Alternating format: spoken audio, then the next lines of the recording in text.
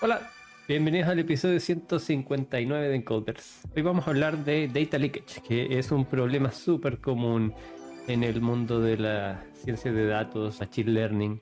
Yo no sé si hay algún data scientist que no haya caído en problemas como estos. Lo encontraría súper raro, porque es muy engañoso. Yo durante mucho tiempo trabajé sin saber de este problema.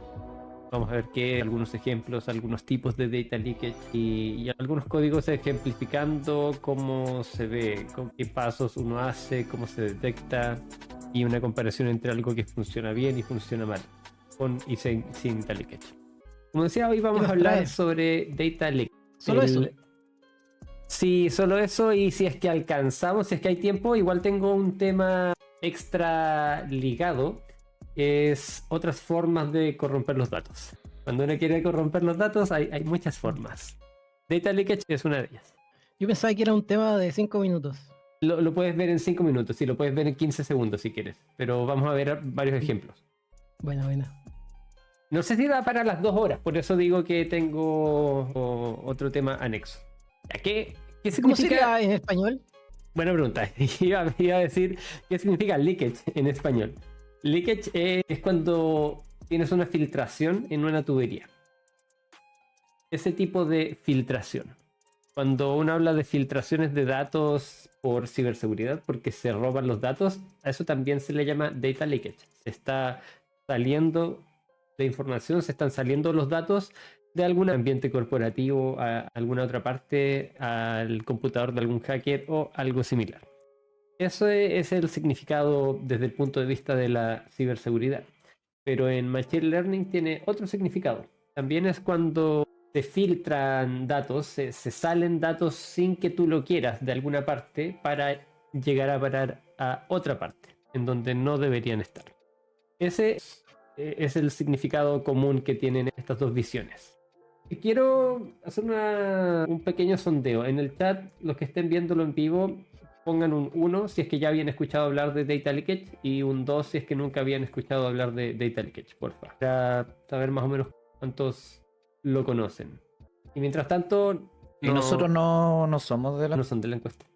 Ustedes díganme Oh. personalmente si lo habían escuchado, si han topado con el problema y lo han resuelto, o quizás se han topado con el problema y no lo resolvieron y quedó ahí, porque estoy seguro de que todos nos hemos topado con ese problema. Yo me he topado, yo he caído en ese problema muchas veces. No muchas veces, pero sí me lo he topado. Y lo más difícil es cómo lo descubrí. Eso es mi opinión. No es obvio. Eh, La vida real no es obvia. En los ejemplos de juguetes sí, en la vida real no tanto. Sí. pero ahí cuando tenía un buen AUC, extrañamente, puede ser. A mí me ha pasado. ¿Te ha pasado que has tenido un buen AUC y no deberías haber tenido ese buen AUC y te diste cuenta? ¿Eso? Sí, había Ya, datos filtrados. ya, bueno. Esto es tan común que probablemente a todos nos ha pasado y sin que nos demos cuenta hasta que eventualmente descubrimos que existe, y ya desde ese punto en adelante debería ser bastante fácil identificar los problemas más comunes. Igual hay algunos que siguen siendo difíciles, hay algunos que siguen siendo medios ocultos, pero en general debería ser mucho más fácil entenderlo. 1 más 1 igual a 2. No sé si eso significa que lo has escuchado mucho o nada, Coco. Entonces la mayoría no ha escuchado de Data Leakage, los que están en el chat. ¿Cómo lo descubriste tú, Mati? Me costó, weón. Tengo un caso en específico en que puedo explicar toda la lógica de cómo se había colado. Sí, ¿Ya? dale. Sí. Contexto, Va- antes de la explicación de Mati, recuerden que Data Leakage es cuando se colan datos de una parte en donde deberían estar a otra parte en donde no deberían estar. Y corrompes los datos. Dale, Mati. Ya, mira. Era un modelo de propensión, de hecho. Y había una variable que, claro, la primera sospecha era como que estaba muy alto el resultado, como una performance que yo no me creía. Y no podía identificar cómo, o sea, yo no veía nada obvio de que tuviese data leakage de una variable extraña. Así que tuve que hacer un análisis, fui variable por cada una, ¿Ya? probando. Básicamente en correlación, probando, sacando, poniendo, sacando, poniendo, una locura. Pero hasta que di con una, que como que era la que explicaba la subida gigante. Resulta que tampoco, cuando lo descubrí, tampoco entendía por qué. No veía nada extraño en mi información. Resulta que estaba correlacionado con los NA que tenía esa variable. ¿Por qué? Porque era un modelo de fuga o algo así. Creo que era de fuga. Entonces, ¿qué pasó? Que yo usé una base que la estaban pisando. O sea, como que era una base histórica. Era histórica, pero la pisaban. O sea, la reescribían. ¿Cachai? Iba sufriendo cambios durante el tiempo. Sí, no tenía las fotos de ese momento. Entonces, ¿qué pasaba? Que, por ejemplo, la gente que se había ido reactualizaban los valores con vacío. Antiguamente tenían valores y después de esa fecha como que empezaban a ponerle vacío. Entonces, por eso el vacío explicaba tanto. Porque a ciertos meses al final terminaba con los vacíos prediciendo la variable. Porque al final el vacío representaba si se había ido o no. Entonces tenía de esa forma el 1 que era de fuga metido como NA en el fondo. Y me costó harto verlo. ¿No? Fueron un día medio, habrá sido perdido buscando solo la variable que estaba explicando. Pero estaba mal, Sí, efectivamente. en el caso que describe Mati, para el resto de la audiencia, estamos en presencia de algo llamado target leakage, en donde hay una variable del futuro que se relaciona con el target, con la variable que nosotros queremos predecir, que se nos filtra dentro de nuestro dataset que estamos usando para entrenar un modelo. Ese es el primer tipo de data leakage del que vamos a hablar. Ojo que no era fácil, por la parte, más que la técnica, yo no sabía que la pisaban, ¿cachai? No, ahí como que me quedé vacío, porque... O sea, ese fue como mi aprendizaje, o sea, cuidado con la base que estoy tomando, porque en el fondo yo no tengo control, entonces yo asumí una cosa y no era correcta mi suposición inicial. Sí, eso es bastante típico. Es muy común que las bases de datos cambien y evolucionen en el tiempo. Podrían cambiarte esos datos del mes pasado y a veces eso tiene sentido. No es que sea un error como tal, pero que hay algunos datasets que son más útiles para hacer reportería y hay otros datasets que son más útiles para hacer modelos. Cuando quieres hacer reportería te conviene tener la información lo más actualizada posible, porque quieres ver una foto de lo que está pasando en el momento, de toda la información que tienes hasta ahora. No te interesa predecir el futuro, no te interesa hacer un modelo que después sea confiable. No, quieres toda la información de la que dispones ahora para hacer algún reporte. En ese caso tiene todo el sentido del mundo que la base de datos vaya cambiando y actualizándose. Ese tipo de bases de datos hay que tener cuidado con usarlas para generar modelos. ¿Alguna duda en el chat hasta ahora? Ahí, bueno, eso responsabilidad de uno de preguntar y validar, porque muy poco probable que te digan, oye, nos pisamos los datos. Normalmente en la vida real te pasan los datos y es como, haz lo tuyo, dame tu respuesta para mañana. Obviamente nunca me dijeron, tuve que ir a darme cuenta solo. En el chat están diciendo que cuando se escala un dataset antes de dividirlo, eso es un caso de data leakage. Y sí, es otro tipo del que vamos a hablar luego. Pero sí, ese también es un ejemplo. Yo tengo uno filosófico. Te digo, ¿Ya? eso te dije loco. Dale, ¿por qué? Cuando tú haces un EDA y ves la variable target cómo está con respecto a tu variable, a tus variables, la usas toda. Nadie en la maldita vida la ha separado antes de explorar. ¿Qué opináis de ese? También es data leakage, sí. Porque Pero ya está bien. porque estás viendo la información del target. Se supone que cuando tú divides entre entrenamiento y test, tu data de test no lo tienes que tocar ni lo tienes que ver. Excepto con cosas... O sea, hay cosas que sí tienes que tocar ahí, pero cosas como formatos. Si vas a poner una columna en formato... Tienes que ponerla en formato float en ambas. Pero cuando haces cambios un poquito mayores, no, ahí no tocas el dataset de test. Pero ¿cacháis mi filosofía? Porque cuando uno hace un EDA no estáis todavía ni haciendo el modelo. Como que estáis viendo, oye, qué variable importa. Y como que teóricamente eso también es data leakage. Pero es muy discutible. Yo encuentro que es de los menos... que está en el low tier de importancia. Sí, estoy de acuerdo. Yo creo que definitivamente el tema es no más sutil. Y que podría no influir en nada. O podría influir si que te des cuenta por tu subconsciente. El problema con mirar los datos de test antes de estar revisando los resultados finales es que vas a ver qué hay en el test y eso te va a dar ideas, te puede influenciar para probar cosas que no se te hubiesen ocurrido si es que hubieses trabajado solamente con el dataset de entrenamiento, que es lo que tú puedes usar para entrenar. Así que vas a estar haciendo trampa, ajustando tu modelo no por matemáticas, sino porque te más o menos que había, que quizá era distinto a tu entrenamiento, porque quizá el comportamiento de los clientes fue distinto en el dataset de entrenamiento y el de test. Entonces tú viste lo que estaba pasando y dijiste, ah, mira, esto se ve más o menos que hay un patrón acá, voy a hacer un modelo que es más o menos ese patrón. Y eso va a darte mejores resultados en el dataset de test. Trampa, porque lo viste y adaptaste tu lógica con la que buscaste la solución para alcanzar un buen score en test. Es muy sutil. Es sutil. Es muy sutil, Sí. muy sutil. Pero es, no puedes negar que no es. Sí, bueno, voy a responder una duda, Rodo, y de YouTube. Dale. Me preguntaron a mí, ¿por qué Matías comenzó a revisar el modelo está tirando una métrica abajo o otra cosa? ¿Cuándo revisar para ver si era un data leakage? Le voy a responder clarísimo. El AUC era muy grande y como hay cierta experiencia, si uno sabe, yo ya por experiencia sé más o menos qué valores son razonables. Y cuando veo cosas que me parece que no son tan razonables, que era muy alto en este caso, dije, no, acá hay algo raro. Ese fue como como hoy voy a hacer un doble check. A priori, tampoco daba 0.99 por si acaso, porque eso de plano digo, y esto está pésimo. No daba 0.99, pero daba más salto de lo que yo creía que debería darme el modelo. Como que dije, no, o soy el nuevo genio de la galaxia que está sacando el mejor modelo de fuga antehecho, o tengo el modelo malo. Era la opción B, tenía el modelo malo. Sí. Hay otro comentario en el chat. Coco está hablando de un problema con el reemplazo de nulos, que también lo vamos a comentar después. Ese también es un típico ejemplo.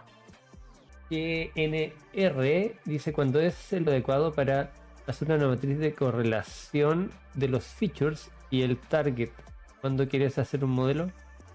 Cuando quieres buscar correlación, ya sea con una matriz de correlación, usando correlación de Pearson o algún otro tipo de correlación, es bueno hacerlo en el EDA para entender qué es lo que está pasando, a qué te vas a enfrentar, pero ahí como estábamos discutiendo, idealmente hay que hacerlo después de separar los datos. Insisto en que es un caso sutil, probablemente no te va a afectar tanto que lo hagas sin separar, pero si quieres ser pulcro, tienes que separar primero.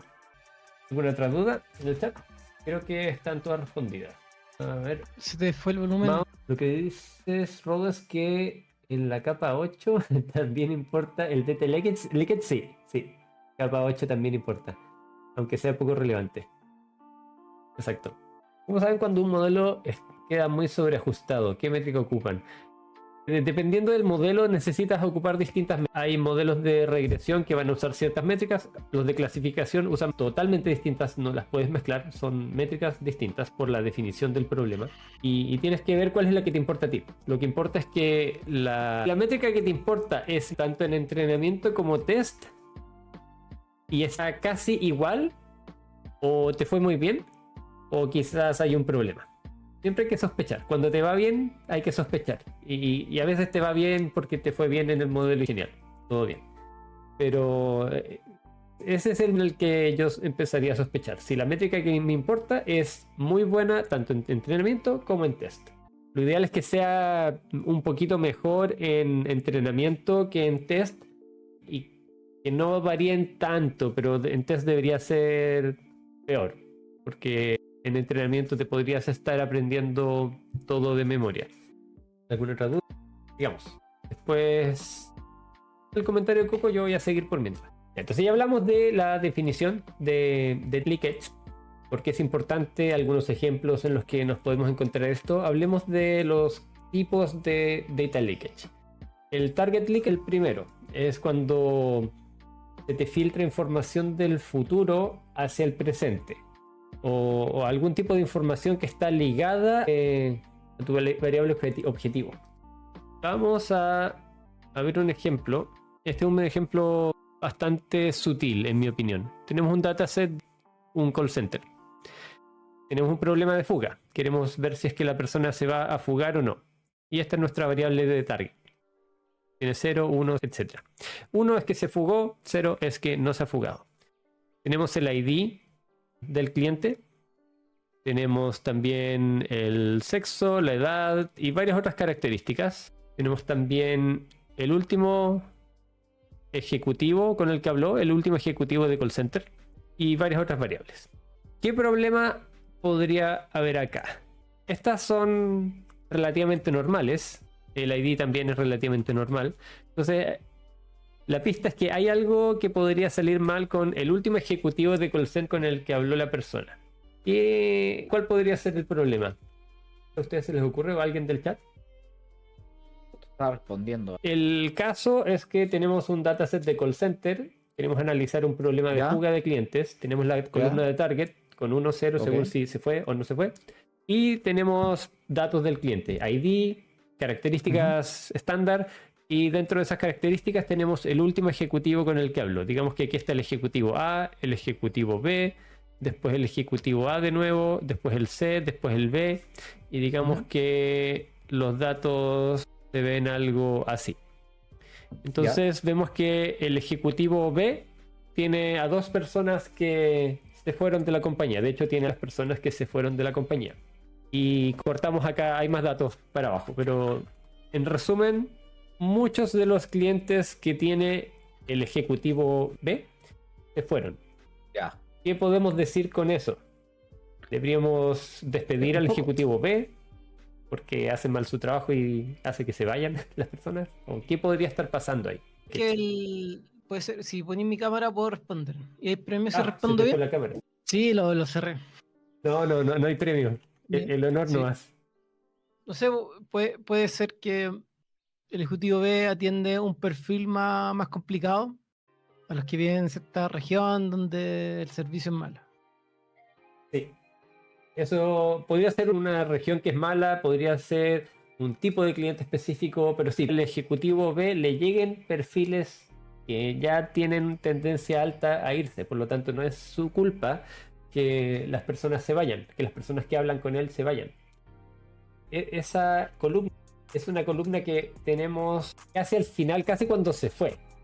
Puede que no tengamos esa información cuando queramos ocupar el modelo. El último ejecutivo con el que habló, estamos digamos en junio y tenemos todos los datos hacia atrás, vamos a tener todas las llamadas que hubo hacia atrás, pero no sabemos con quién se va a comunicar el cliente después.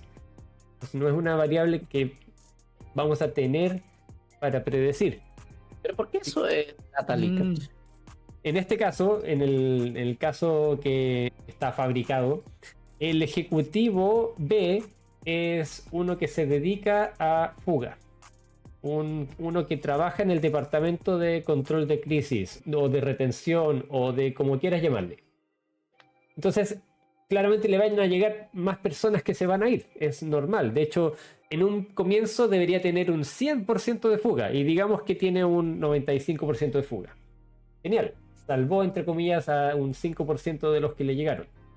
Eso es... tener un 95% de fuga en ese caso es un buen trabajo. Sí, pero ¿Sí? es que para mí data leakage es que se tiene que haber filtrado. No sé si Sí. eso como que... Sí. No sé si entra dentro de mi Porque definición. usas esto en el modelo y usas para entrenar.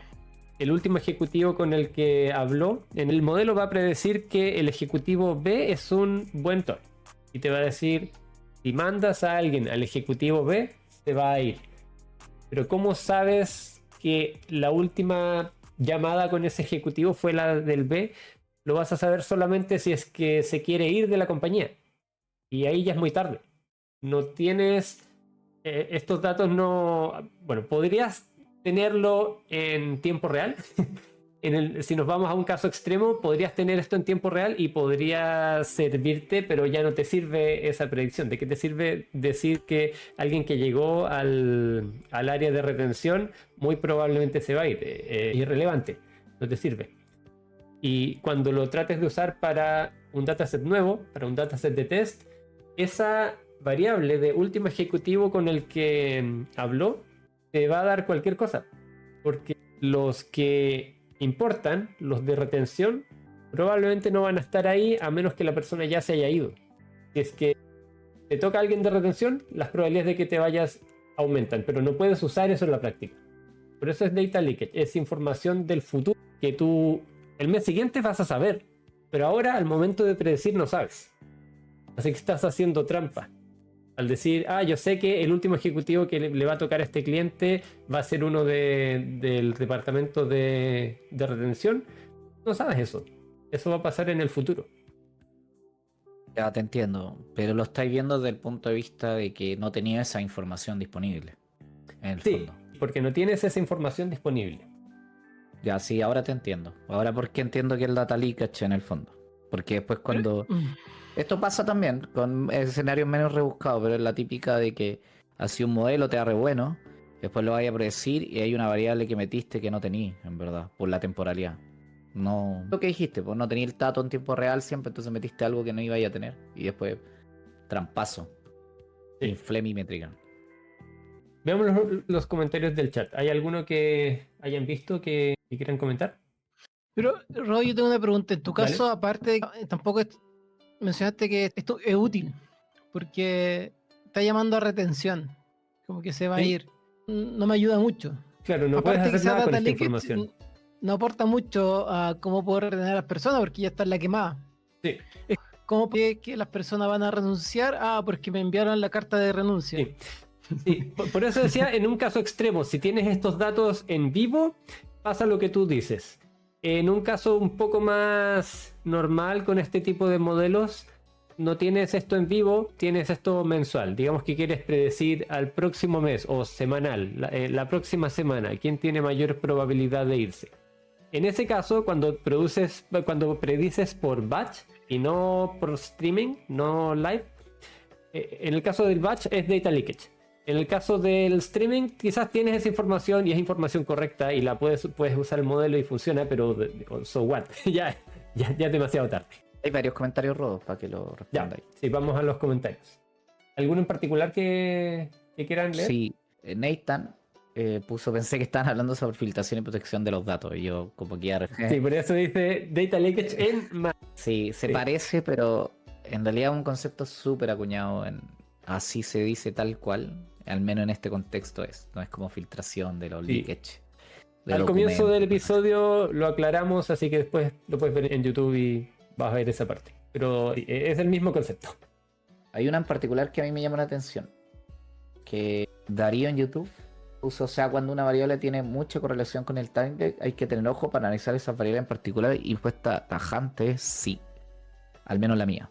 Es rarísimo que una variable te explique mucho, porque de hecho cuando pasa eso, uno puede hacerse la pregunta muy de gerente, y para tengo modelo, uso esa pura variable. Y de hecho, si es que fuera tan buena, te basta con esa variable. Y Sí. imagínense, tenía una pura variable que explica el 90% de los casos. ¿Y para qué te es sofisticarle? Decir, mira, esta variable explica toda la separación. Y todos van a estar felices también porque es fácil de explicar y todo. Pero la realidad no es tan bonita. Nunca una variable explica tanto. Generalmente suele estar mala. O sea, puede pasar. Ha pasado. Yo he visto casos en la vida real en los que ha pasado, pero es porque por debajo había una relación teórica entre un fenómeno y otro. Entonces, el fenómeno era lineal, literalmente lo podías modelar. Así que en ese caso, sí, puedes tener una correlación alta y está bien usar esa variable. Pero en la mayoría de los casos significa que probablemente hay un problema. Y tienes que Igual revisarlo. por eso la respuesta sería sí, investígala. Porque puede que esté bien, pero hay que estar seguro cuando son tan positivas. Sí. Esas son las dos. Bueno, hay más preguntas en realidad, así que te dejo la otra a ti, pero esa me interesaba harto. Ya, bueno. Mau dice misma duda. Ya, la misma duda está respondida. Mencionaste, Rodo, que el caso fue fabricado. Hay que asegurar el origen. No entendí. Hay que asegurar el origen. Me refería a que este caso es un caso de ejemplo, que está creado para ilustrar este problema. Varios de los casos que les voy a mostrar los saqué de videos que estuve viendo durante mi investigación que no hice esta semana. Esto es algo que ya está en todas partes y he estado haciendo estas explicaciones en mis clases durante años ya. Y hay un video que me gusta bastante de Data Robot. Se los voy a mostrar. Acá. Data Robot. Data Robot. Ellos tienen un video hablando sobre data leakage y uno de los casos que explican es el que les acabo de mencionar con esta tablita. Ahí está. Ahí tienen churn, representante, que es el ejecutivo, y otros tipos de variables. Y varios otros de los ejemplos que vamos a ver están sacados de algunos otros videos o que algunos se me ocurrieron a mí nomás. Después les voy a dejar esta lista de videos en Discord. Si es que les interesa, vayan a Discord y pueden conseguir las referencias. Data Robot se encargan de automatizar procesos de Machine Learning, estilo y cosas así. Digamos, el siguiente caso de Data Leakage es el Temporal Leakage, cuando tienes un Data Leakage en series de tiempo. Espera, Ro, hay, Sí. hay más comentarios como al respecto. ¿Ok? Dale, ¿cuál? El de Randolph, chuta, había más ejemplos, pero el que quería comentar era Randolph, que dice, ojo, que... Ay, se me puso el comentario. Es que a veces en bases pasadas sí hay info, pero muchas veces porque en el transcurso del mes se va construyendo. Básicamente, si un registro tiene esa variable leakage, su PRI es 001. Eso quería reaclarar. Ya a mí me ha pasado que he visto acá leakage no tan evidentes, porque cuando uno ve 0.99 es como obvio que algo pasó. Pero yo he visto con menos, que solo me da sospechas Sí. como de pura intuición, así de esto está raro. Sí. Y no son 0.99, son altos, pero no son tan altos. Alguien lo podría ver y decir está perfecto. No tiene ningún problema. Y Sí. yo lo vi, se lo juro que lo pude haber pasado en una presentación del comité y pasa piola. Así que no siempre es 0.99, es 0.1. Sí. Pero Después voy a tampoco, mostrar un ejemplo de eso en la segunda tampoco sección. puedo decir como qué valor, porque no es algo así. Sí, buen comentario. Después voy a mostrar un ejemplo con datos del Titanic en la segunda sección de hoy. No hablo del Genie Doc, hablo del Predict, usar varias métricas. Habla de que el score a esa variable la tune perfecto. Cuando tiene leakage en esa, para esa predicción, si está correlacionado perfecto, te da 0.99 o 0.001. Sí, Pero en mi caso no siempre me ha pasado eso. Incluso en que tenga esa info pasada. Porque, no sé, el modelo por debajo, lo que estoy usando, supongo que construir cierta probabilidad. Igual le puede bajar o subir. sí, Claro que sí. sería raro tener muchas variables que sea 0.99 o 0.001. Eso también debería ser algo como mirar. De hecho, ay, ¿cómo explicarlo? Eso pasa, lo he visto también, cuando la curva se pega arriba, si uno está viendo la UC, como que si choca curva arriba, Roth. así como plano, es rarísimo. También Sí. debería tener más o menos una curva de eso. Y cuando pasa lo que tú estás diciendo, Randolph, va a pegarse en alguno de los dos lados, aquí como en la subida o acá en la final. Y eso Sí. es medio extraño. Para los que no conocen la curva ROC, en resumen te compara la cantidad de falsos positivos y falsos negativos. Cuando está como una subida directa y después plana, significa que no tienes ningún falso negativo y ningún falso positivo. Por lo tanto, todo es perfecto, la predicción es toda perfecta y eso en general es muy raro. A veces las variables no te van a dar un data leakage muy fuerte y no vas a obtener ese fenómeno, pero vas a obtener más de lo que deberías. Digamos que tu AUC, en vez de ser 1 extremo, que debería sonar alertas por todas partes, en vez de ser 1 es 0,9. Eso podría tener data leakage. Quizás en vez de 0,9 debería haber sido 0,86. No es que cuando hay data leakage se te dispara a 1. Simplemente es más optimista de lo que debería ser y eso después te va a decepcionar. ¿Alguna otra duda antes de continuar al temporal leakage? Dale. Ya. Temporal leakage es cuando en una serie de tiempo hacemos trampa y obtenemos información del futuro. Esto debería ser bastante más simple. Si tenemos una serie cualquiera, digamos que es una serie ascendente, relativamente ascendente, y queremos entrenar un modelo con esto. Lo que uno podría hacer si es que uno no sabe cómo trabajar con series de tiempo es decir, ok, voy a dividir mi serie de tiempo en entrenamiento y test. ¿Cómo lo voy a hacer? De forma aleatoria. ¿Qué problema hay con esto? Y el futuro, po. Claro, uno está viendo el futuro porque digamos que tomamos este segmento con este segmento. Vas a conocer las fechas de cada uno de estos y vas a ver que vas subiendo constantemente. Así que llenar el espacio entre medio es relativamente fácil. Es hacer una interpolación y listo, vas a tener una estimación de tu serie de tiempo bastante buena porque es fácil llenar esos espacios que generan aleatoriamente. Por eso nunca hay que dividir aleatoriamente entre entrenamiento y el predecir una serie de tiempo. Hay que dividir haciendo un corte. Desde este punto en adelante va a ser mi test y no voy a usarlo para entrenamiento. Porque lo que queremos hacer es predecir lo que va a pasar en el futuro en base a lo que está pasando en el pasado. Este es un caso bastante simple de data leakage, mucho más difícil de incluso cuando uno no conoce el término. Pero, ¿alguna duda con temporal leakage? Duda en el chat. Creo que no. Hay otras formas de dividir entre entrenamiento y test. Uno puede hacerlo de forma iterativa. Divides entre entrenamiento y test y después tomas esa misma ventana pero la mueves. Digamos que tienes 9 meses de entrenamiento y 3 meses de test. Esos meses los mueves después, los escalas un mes. Y esos 9 meses de entrenamiento ahora son igual 9 meses, pero tomas un poquito de lo que antes era test. Y vuelves a hacer un modelo, pero un modelo distinto. Haces un modelo distinto por cada uno. Y esa performance en el de test siempre para cada uno de estos modelos, después los puedes promediar. Eso es como hacer una especie de cross-validation, pero para series temporales. En donde haces un mismo modelo, el mismo estilo de modelo, con datos distintos, para probarlo en test distintos y después promediar el resultado y saber cuánto te da en general. ¿Y por qué eso puede ser útil? Porque quizás un mes, específicamente un mes, estaba súper raro, muy corrupto. Entonces lo vas sacando y metiendo de tu dataset de entrenamiento. ¿Alguna duda o algo que agregar? En general, no sé, porque tenéis razón. Yo creo que en los casos temporales la mayoría de gente lo hace intuitivamente. Sí. Es como medio raro sacarlo al voleo. Pero puede pasar que si uno, entre comillas, usa una fórmula, si te dicen siempre divide aleatoriamente entrenamiento y test, si uno está partiendo, puede pasar. Estoy leyendo el comentario de Randolph. ¿Qué? Ah, no, me confundí, Ron. Lo que pasa es que no lo puedes identificar. La UC es un número. La curva ROC es una curva. ¿No lo puedes identificar en la curva ROC? Es que no quería compartir mi pantalla porque pensé que no iba a hablar, pero tengo una forma de refutarlo, y yo lo he hecho esto, por si acaso.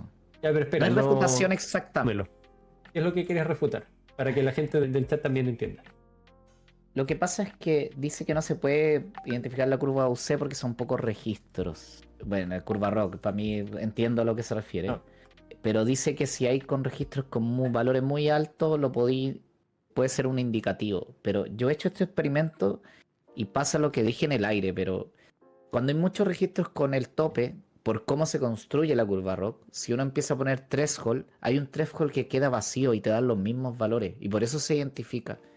Y eso es difícil de explicar sin darme todo una vuelta, pero quiero solo dibujar lo que se ve cuando pasa lo que digo.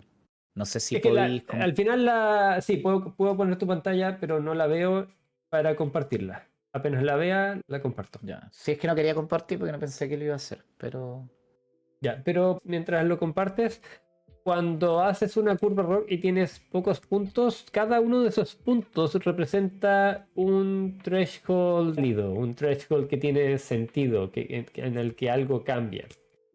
Y por eso te queda más escalonada. Porque si tienes pocos puntos, digamos que tienes 2 puntos y uno te da... ¿ya tienes tu pantalla? Ya, sí. Mati, supongo que lo vas a explicar tú, así que te dejo a ti. Sí, pero no voy a hacer la explicación larga porque una vez me tardé explicando esto, lo recuerdo, como 45 minutos. Ya, así pero con 2 puntos. el caso límite, el caso extremo. Es que quiero ver cómo se da la forma cuando uno tiene muchos valores que son así. Por ejemplo, uno saca los resultados y tenéis muchos así. ¿Ya? Como registros. Esos serían los scores del modelo. Los scores de salida del modelo. Y después de aquí para abajo normales, como con distribuciones más humanas. Okay. Bueno, no le puse tan humana, pero claro, entonces, 0.81, 0.73. Claro, si lo ves como una distribución, tendrías como un pic al final. Eso es lo que estás teniendo, ¿cierto? Sí. Cuando uno dibuja la curva, se tiende a ver así, como así, y después hace así. Y como que, puta, la cogí. Mi pulso no está apañando, pero se pega así, está recta. Como que llega al 1 aquí y hace así. Algo así. Y eso es porque justamente cuando uno corta en el threshold, como hay un vacío acá, cuando cortáis en todos los threshold, voy a eliminar este dato que no me sirve para el ejemplo. Pero cuando empezáis a ser mayor a 0.82 y graficáis ese punto, te da este punto. Después 0.83. Graficáis y te da el mismo punto, el mismo punto, el mismo punto, el mismo punto. Entonces como que se queda plano. Y eso lo podéis ver para arriba, o si lo queréis ver para abajo también se vería así, ¡pa! Pegado acá como a la cuestión.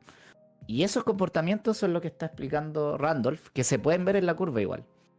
Porque es raro que se pegue, la verdad. Una curva más sana debería ser algo así como simplemente que llega uno como en el límite. Porque eso es como una distribución más coherente. Entonces mi refutación era que igual se puede ver así. Obviamente si yo estoy viendo la distribución simplemente en la tabla CSV y la veo así, también digo, oye, esto no te creo nada. No te creo. Pero también se ve acá porque pasa eso. Por construcción se ve planaza. Entonces si uno ve curvas así con este comportamiento en la curva ROC, también échenle un ojo porque significa que está pasando esto de acá. Y una vez lo hice con un Excel, para explicárselo a alguien, como jugué con los valores y los fui poniendo y fui graficando las curvas ROC que daban con ciertas distribuciones. Y pasaba esto. Y eso es como... También, pues al final para que dé esto es porque tiene una super mega variable que explica todo y por eso te da tan alto todo el rato. Es raro igual. Pero eso era todo. Lo hice en versión ultra corta, solo quise decir que los dibujitos son raritos. Volver al tema y antes de continuar con el otro caso, quería hablar de esta variable ID, que no la mencioné, pero esta también es un problema. Esto también es una forma de data leakage, porque estamos haciendo trampa, también es único por cada cliente. Entonces, si es que el modelo se aprende de memoria qué cliente se iba a ir y cliente se iba a quedar, esto no va a servir de nada. O sea, el modelo simplemente va a memorizar que estos clientes de aquí, con estos IDs, se van a ir. Entonces, en el dataset de test va a buscar clientes, tienen esos IDs, quizás no los encuentra, y va a decir, ok, estos se van a ir y estos no, solamente por el ID, porque va a pesar mucho, porque va a tener una correlación absoluta con la columna de target. Eso de ahí es un data leakage que no necesariamente te va a mejorar tu performance porque no vas a tener esos datos. Puede que no tengas los clientes que se estaban yendo en entrenamiento. Y puede que tengas uno porque un cliente se fue, después volvió. Y como está en tu base nueva de este mes, tú vas a decir, ok, este ya se había ido antes, ahora se va a ir de nuevo. Y no necesariamente. Ese tipo de cosas podrían pasar cuando uno usa el ID. En general hay que evitar usar todo tipo de IDs en los modelos.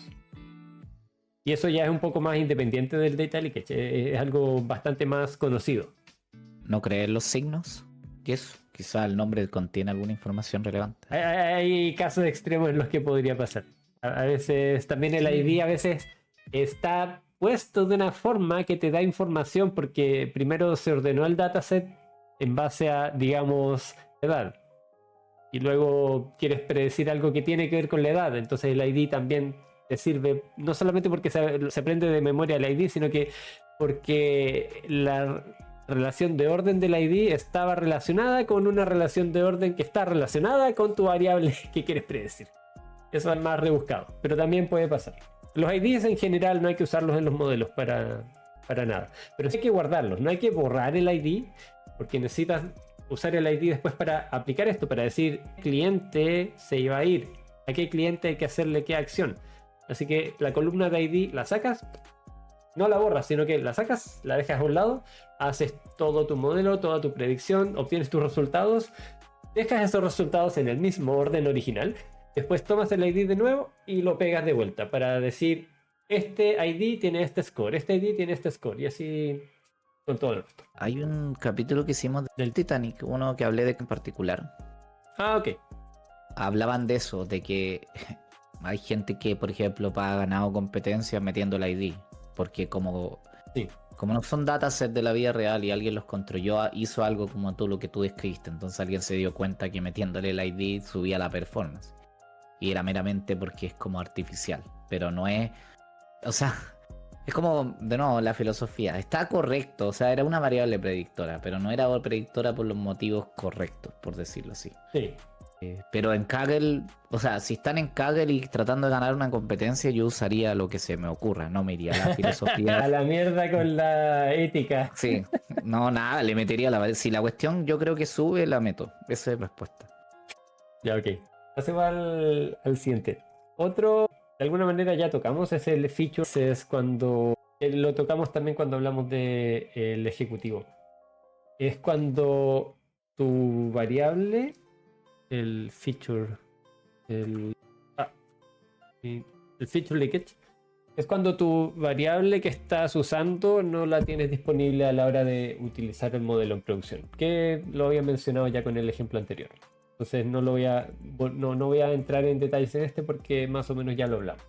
Y me queda uno importante que es el más largo, en el que me voy a dedicar más a desarrollarlo. Así que lo vamos a dejar para la segunda sección. Vamos a ir a la pausa de memes. Recuerdo que los martes, para los que están viendo esto en YouTube, en diferido, los martes hacemos los streams en vivo de 7 a 9 de la tarde, hora de Chile. Si les interesa unirse y preguntar cosas en el chat, vayan al canal de Twitch o al de YouTube a esa hora. Y para los que están acá, recuerden ir a ver después los videos que les interesen a YouTube, darle like y subscribe para que les salgan videos sugeridos similares. Vamos al canal de... Si quieren poner memes para reírnos durante la semana o poner preguntas, pueden ir a nuestro server y poner todo lo que quieran. También hay links útiles. Aquí les recuerdo que lo que hablé lo dejé acá. Los settings de Positron están ahí en el canal de links útiles. Y varias otras cosas. Durante esta semana 16 Chile, al que entrevistamos hace algunas semanas, que también tiene su canal de YouTube, nos puso a los 6 meses tu bebé debería ser capaz de desplegar en Azure plataformas serverless, manejo de Terraform, programar API REST, etc. Así se ven los currículums a veces actualmente. Cuando te piden, tienes que ser experto con 10 años de experiencia en ChatGPT o algo así. Y tú dices, espera, ¿qué? Es más o menos eso lo que pasa. No es tan falso este meme. ¿Algo que comentar? Sí. O sea, y luego te piden hacer maravillas en la pega. Este lo puso Hammer. ¿A quién no le ha pasado? Cuando estás tratando de correr tu código de error, un Hello World no funciona. 4 horas más tarde, un montón de pruebas hasta que dices, a ver, voy a reiniciar la sesión, a ver si funciona. Y funciona tu primer código. Todo era problema de que la sesión estaba corrupta. Esto es algo que yo encuentro que particularmente pasa más cuando uno ocupa Jupyter Notebook, porque la gente se acostumbra a no cerrar la sesión, a no reiniciarla. Y esto no es un problema per se de Jupyter Notebook. Ya yo he dicho bastantes veces que no me gusta y todos los por qué. Si les interesa saber por qué, vayan a nuestro canal de YouTube, busquen Jupyter Notebook y van a encontrar el video Jupyter Notebook en el ambiente laboral, herramienta o trampa. Pero en este caso no es problema de Jupyter Notebook, sino que el del cómo se usa. Yo siento que incentiva eso. Siempre es bueno constantemente reiniciar la sesión con la que uno está trabajando. Si es que uno no está seguro de por qué uno está teniendo un error, reinicien la sesión. No el computador. Reiniciar la sesión de Python, la sesión de R o lo que sea. Si es que... Hacking kernel, sí, eso. Hay que matar el kernel, matar el interpreter, matar la sesión de la consola o lo que sea que estén usando, pero matar la sesión. Cuando uno está haciendo eso al comienzo y tiene un dataset muy grande, a veces lo que uno piensa es, pero si hago eso voy a tener que esperar 2 horas a que todo corra. No quiero esperar ese tiempo.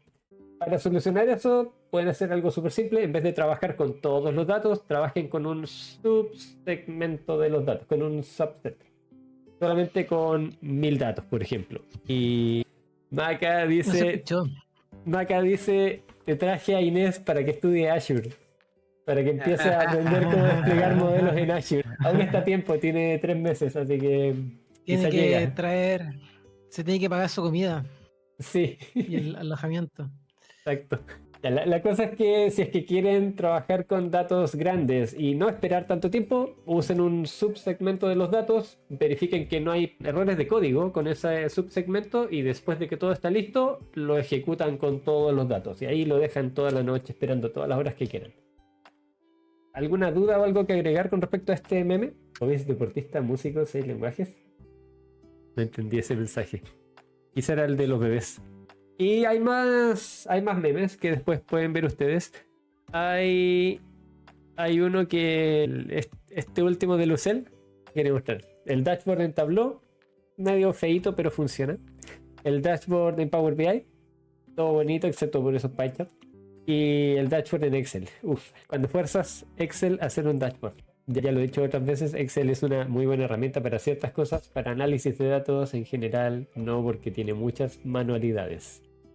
No, por favor, no usen Excel para cosas serias porque van a sufrir con tantas manualidades y tantos problemas que no van a saber en dónde están. Terrible. Sí. Digamos. Recuerden que si les gusta este contenido, denle like y subscribe al video de YouTube. Ahí tengo teclado nuevo, eso es importante. Buena.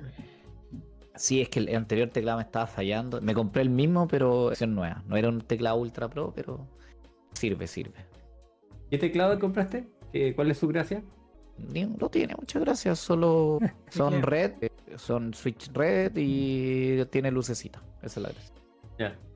Bueno, el mío, yo me lo compré porque le puedes configurar qué tan sensibles son las teclas. Eso me gustó. Entonces Ya. puedes dejar algunas partes de tu teclado para que lo toques y listo, se activa la tecla. Y otras que sean más pesadas, entre comillas. En general yo tecnología tengo es todas esa? las teclas sensibles. No estoy seguro el nombre de la tecnología, pero es un teclado mecánico que no te requiere llegar hasta el fondo para que se active la tecla. Bueno, Qué pro la cuestión en realidad.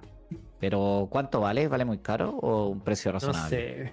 Yo creo que es razonable porque lo compré hace como 3 años, todavía me funciona súper bien. Y me va a seguir funcionando bien probablemente. No me acuerdo cuánto habrá costado. 90 y algo, 1000 pesos, quizás. Algo así.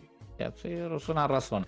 Ujú. Yo lo compré porque estaba fallando en verdad. Como que habían unas teclas que a mi juicio estaba presionando y no funcionaban. No, Ya. como que no se cliqueaban de repente. Igual el teclado tenía su añito, así que yo dije, debe ser el teclado. No creo que sea el PC si está nuevo, ¿cachai? Y lo cambié y he visto que estaba bien, así que yo creo que era eso. Y un Lindo amigo diseño. se armó el PC, así que voy a poder volver a jugar a Call of Duty un rato. Jeje. Saludos para mi amigo. Poco está hablando de su Ya- teclado también. ¿Por qué no seguiste usándolo cuando se arregló tu notebook? ¿El teclado de tu notebook era mejor? se ve bacán ese teclado, como ergonómico. ¿De esos que se separan? Separación, pero están juntos, por lo que veo en la foto. Ah, ok. Ya me lo imagino. No, Sí. no estoy viendo la foto, pero me lo imagino. Yo lo que hago a veces cuando juego, para tener un teclado entre comillas más ergonómico, es girarlo. Lo pongo así para poner la mano en el WASD y la otra mano en el mouse. Entonces las dos manos están apuntando hacia el frente, como estos teclados que se separan, pero Sí. sin comprarme un teclado que se separe. Yo tengo la regla que para el PC el de verdad no hay ergonomía. Tiene que ser al sacrificio de la muñeca. Para la pega tengo un mouse ergonómico. Pero para los ¿Y PC por de qué, verdad nada. por qué esa regla? Porque obviamente no es óptimo el teclado ergonómico. ¿No? Es? No, ¿Por qué? es de anciano, No. es de anciano, es de anciano. ¿Cómo que? ¿Por qué de No, aquí te has anciano? equivocado, Mati. No sabes lo que te pierdes. No, Es otra cosa teclear en un teclado ergonómico. No, Una sí, maravilla. nadie que se respete tiene. ¿Has visto un gamer profesional con teclado ergonómico? Con eso te pregunto todo. A ver, eso es para nosotros que estamos viejos ahí, que nos dedicamos a hacer hobby aquí, pero no es para un real gamer. Entonces yo todavía quiero ser real gamer. De mi PC, ¿verdad? Bueno, bien por ti. Mal por la muñeca. Sí, es genial. Yo tengo uno separado, Uf. ergonómico, y es lo mejor. Vamos a preguntarle a Reddit. No me cambio porque por la costumbre.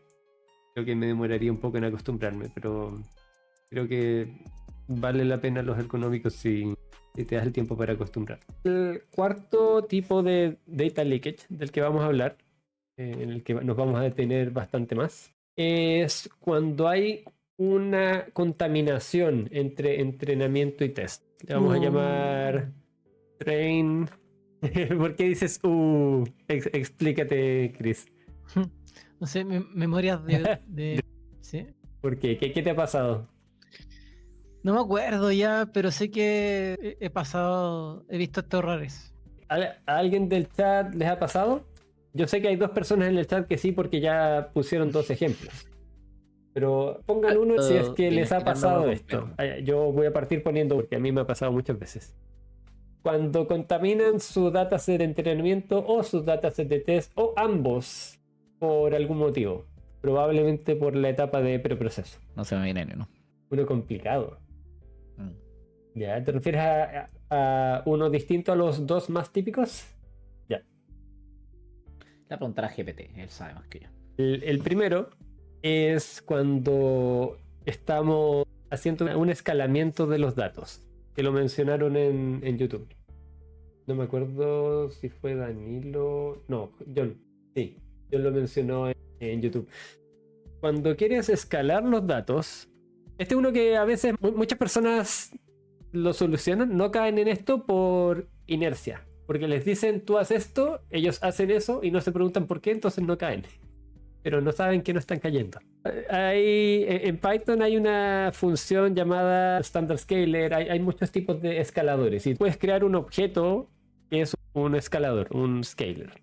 Eso está así porque digamos que no creas ese objeto, no creas este escalador y tomas todo tu dataset. Antes de dividirlo en entrenamiento y test, tomas todo tu dataset con todas las columnas. Digamos que todas las columnas eran numéricas y si no las filtramos, nos quedamos con las numéricas.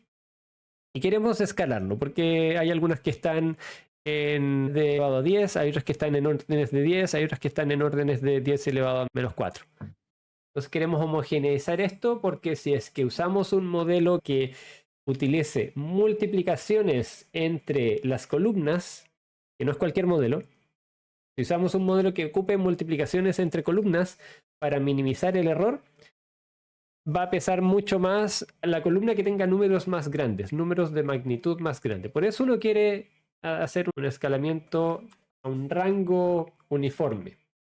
Puede ser un escalamiento estándar, puede ser un escalamiento entre un mínimo y un máximo, puede ser un escalamiento logarítmico, pueden ser muchos tipos de escalamientos, pero en general cualquier tipo de escalamiento. Esos modelos que hacen multiplicaciones pueden salir mal y priorizar columnas que no deberían priorizar. Hay algunos modelos que no tienen ese problema. Por ejemplo, el Random Forest o cualquier modelo en base a árboles no tiene ese problema porque simplemente hace preguntas de sí o no. Corta verticalmente en un espacio y separa hacia un lado y hacia el otro. Da lo mismo en donde esté separando, no estamos mezclando una variable con otra. Estamos simplemente mirando una sola variable y estamos cortando entre un lado del espacio y otro lado del espacio. Nada más.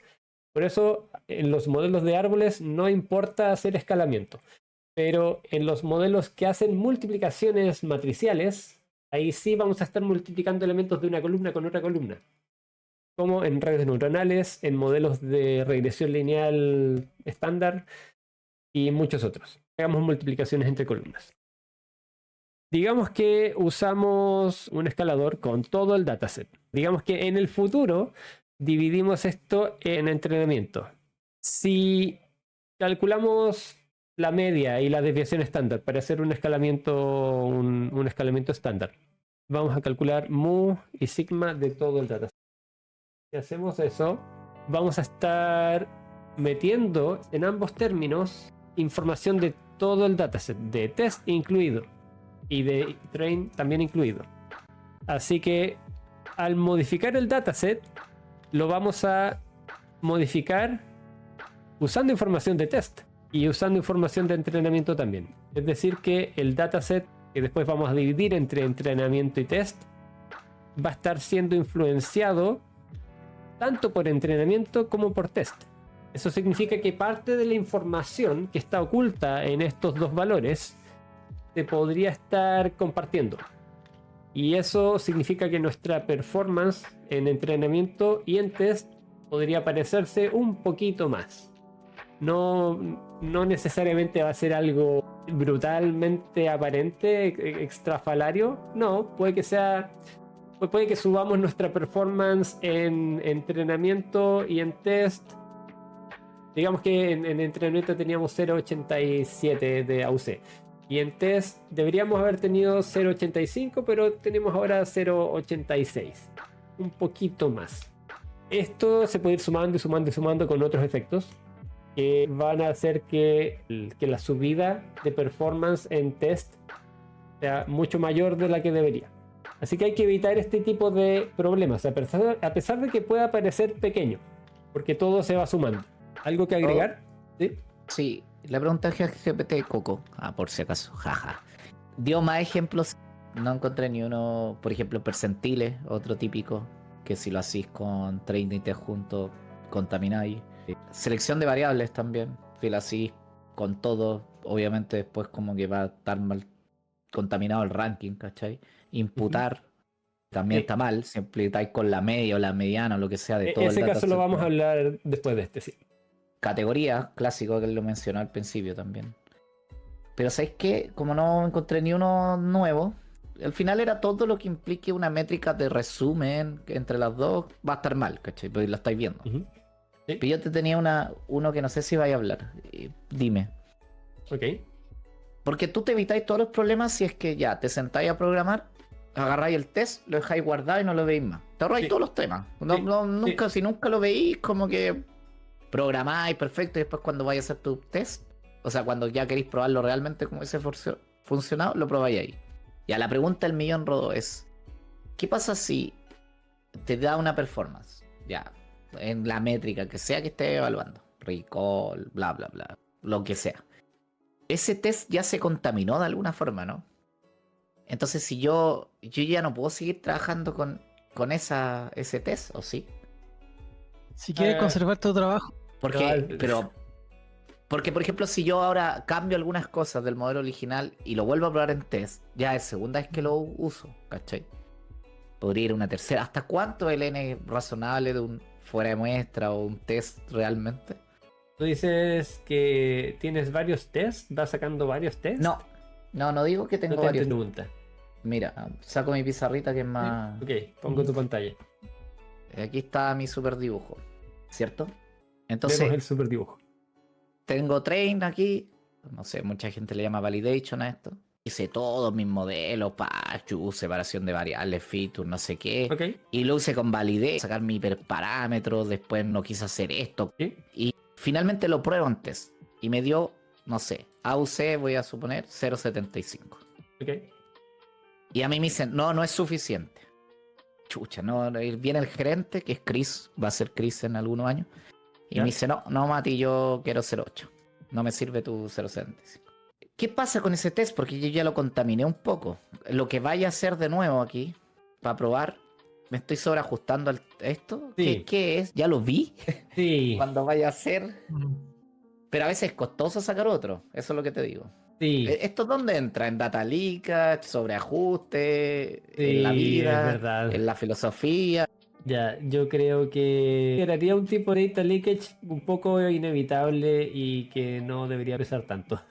Es como el de Leda, pero más sutil todavía.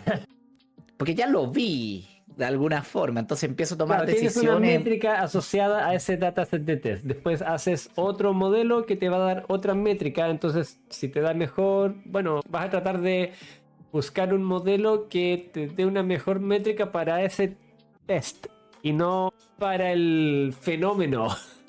Sino que vas a sobreajustarte a ese test. A medida que vayan repitiendo. Voy a dar mi respuesta, porque, claro, data leakage es como información que no veí, algo así, ¿ya? Yo no sé si esto es data leakage, probablemente tal, a veces las definiciones son medio relevantes, pero entra dentro de como... Sí, mi posición es más similar a la tuya. Cuando yo digo como que lo probé, no sé, me dio cualquier cosa, y después sigo trabajando con mis estos de acá nomás. Como que acá digo, bueno, Chris dijo que no le servía, pero sigo acá. Sigo viendo si puedo mejorar acá. ¿Cachai? Y después lo vuelvo a probar y me dio lo que Chris quería. Yo igual confío, porque a menos que lo haya visto, no sé, 1.000.000 de veces. ¿Cachai? Ahí ya creo que ya me sobreajusté el test. Como que ya en algún punto con un NX hay que votar esta weá y hacerlo de nuevo. Sacar otro mes o tratar de hacerlo. Porque lo formal sería, ya lo vi, no, lo voto y empiezo todo de nuevo con otro mes y vuelvo con la data y entreno de nuevo. Pero eso es costoso igual. Sí. Pero no sé si entra entre sobreajuste, data leakage, porque como vemos esto de información del futuro, esto igual desde el futuro, ahora que tomo decisiones en parte. Por eso lo traje a colación. Si nos vamos en lo teórico, creo que quizás sería posible demostrar que existe un N tal que puedes reconstruir parte del dato con algunos tipos de modelos. Debe ser estúpidamente grande, así que probablemente no es problema en general. Yo me hice esta pregunta una vez y la resolví con lo que tú dijiste. Dije, no me importa, yo creo que no estoy haciendo trampa. Cuando entreno acá y trato de mejorar acá, al final estoy usando esto para tratar de mejorar. Entonces, como que estoy re poco secado, sobreajustado, porque puede que me dé para arriba o para abajo, no lo sé a priori, estoy tratando de usar esto. Pero eso es todo. Sí. Eso podría pasar en las competencias de Kaggle. De hecho. Sí, lo hablamos. Sí, lo hablamos en algún momento. Pero en un caso real, yo creo que lo mejor es olvidarse de lo que te dio antes, ser como una cadena de Markov y decir, ok, esto no es suficientemente bueno, voy a probar otra cosa. Y solamente guardas el mejor quizás, pero no recuerdas que todos los score que te dieron, con lo que te puede formar una idea quizás subjetiva, inconsciente de qué es lo que está pasando, por dónde podrías buscar, ¿no? Tomas el mejor y vas mejorando el mejor. Ahí no deberías tener problemas para nada.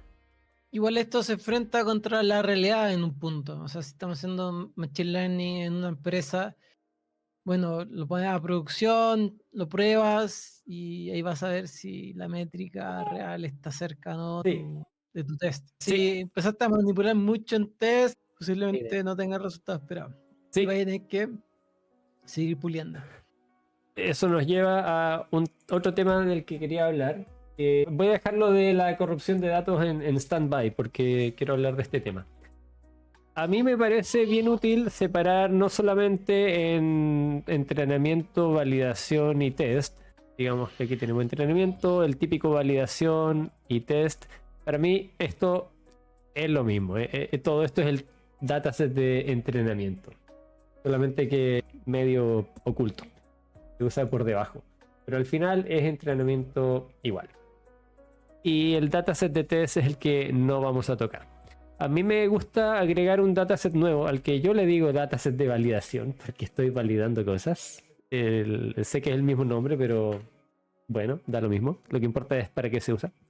Y estos son datos como los datos de test, pero aún más lejanos. Datos que definitivamente nunca vi, como un segundo dataset de test que además tiene otra temporalidad, que no es de estos meses con los que estoy entrenando, sino que 3 meses después, 1 año después o lo que sea. Algo mucho más actual. Cosas que lo que voy a necesitar probar hoy, si tengo que ejecutar el modelo en producción. Pero suficientemente...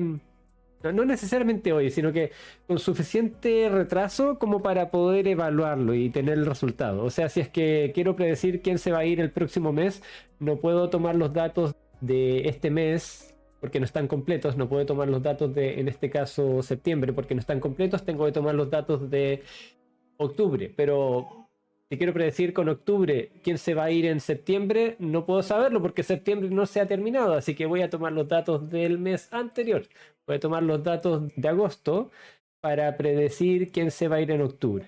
Y mi dataset de input de agosto sería mi dataset de validación, asumiendo que todo el dataset de entrenamiento fue del año pasado, con bastante más tiempo atrás. Y así me aseguro de no estar siendo corrompido por el dataset de test, por estar mirándolo de vez en cuando subjetivamente. No, aquí tomo uno distinto. Y si va pasando el tiempo, va a ser uno distinto, porque siempre trato de tomar el más actual, para ver cómo funcionaría el modelo si lo quiero aplicar lo antes posible. ¿Algo que quieran agregar? Eso es como lo que resolviste, es como mi problema con tomando otro test en el fondo también. Sí, Po. Como, sí. pero lo tenéis guardadísimo como bajo 7 Sí, llaves. ese sí que está guardado ahí. De hecho, cuando como- empiezas a hacer el modelo, en general ese dataset no existe.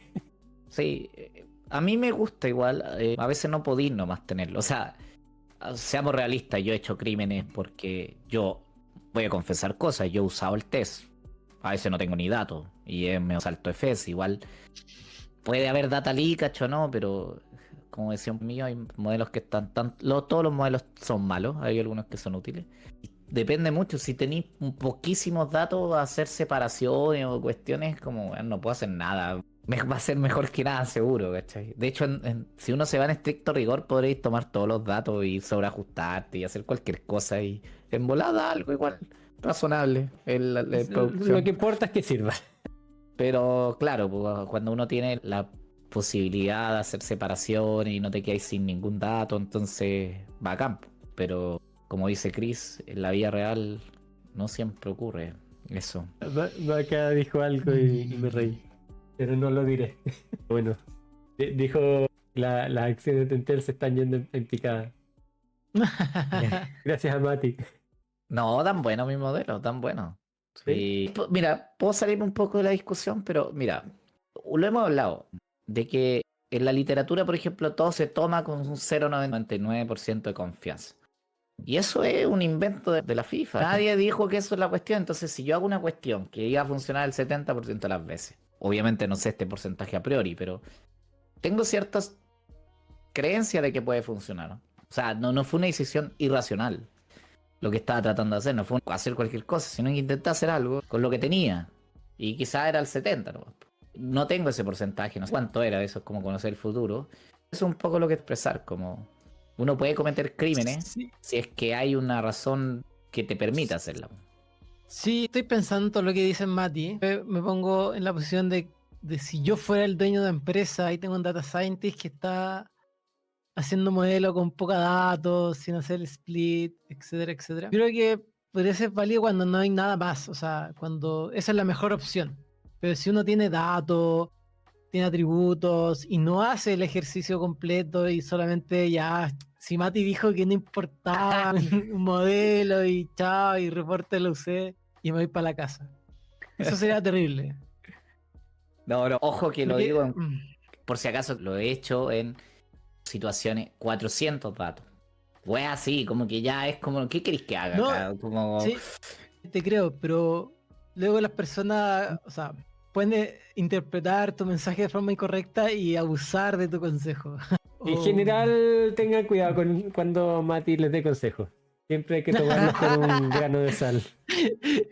de la vida, de todo. Digo, cuidado. No, pero hay que ser bajo contexto, claramente. Uno podría sacar un short diciendo a Mati, no, no lo hagan.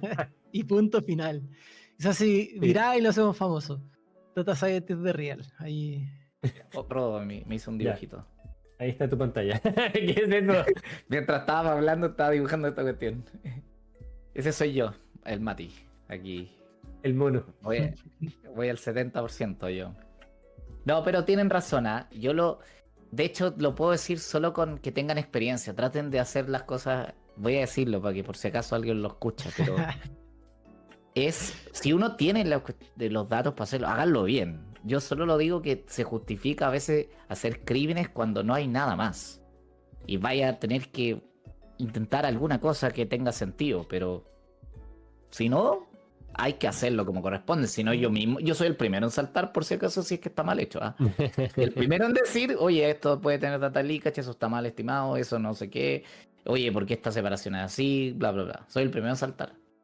Así que no es tan como lo digo, pero sí hay momentos y momentos. Si uno hace modelos, ¿no? Y eso considerando que varias de las decisiones no se hace ningún análisis, sino es como expertise de las personas que están bajo ese proceso tomando decisiones y deciden, no, yo creo que este número es no sé cuánto, así como se la sacan de la guata, bajo el sombrero, y la chuntan porque tienen la experiencia, la vida continúa y la empresa sigue viva al menos el día siguiente. Entonces al tener un poco de datos, tener información relevante ayuda. Yo creo que este es un proceso donde uno tiene una priori como un supuesto inicial, ejecuta, luego gana más información y va puliendo. Porque en tu ejercicio de 400 datos, ok, tenés 400 datos, pero luego ahí tenés 401 datos al día siguiente. Entonces, como que hay mayor información y vas a poder pulir el modelo y ser más exacto. Así que vale la pena ser exacto. Eso es lo otro. De repente uno se obsesiona en la súper preciso y es como que da lo mismo. Sí. En la toma de decisión. Bueno, voy a enmarcar mi dibujo y lo voy a pegar en mi refrigerador. Puedes continuar, no me roba. Ya, vamos a pasar al siguiente tópico. ¿Ibas a decir algo? Sí, que estoy pensando, pero... No, filo, me he ido una otra ola, creo. Dale nomás, Ron. Ya, digamos. Pasemos al otro clásico tipo de corrupción de datos entre entrenamiento y test.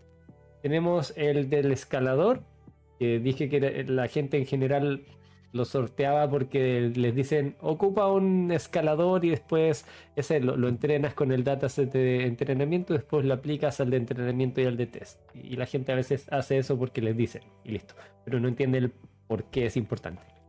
Pero otro caso que es un poco más complejo, en la que la gente cae mucho, es cuando tienes nulos y quieres imputar. Tenemos nuestro dataset que está junto, pero que después vamos a dividir en entrenamiento y test, y queremos rellenar lo que hay acá. Hay varias formas de rellenar.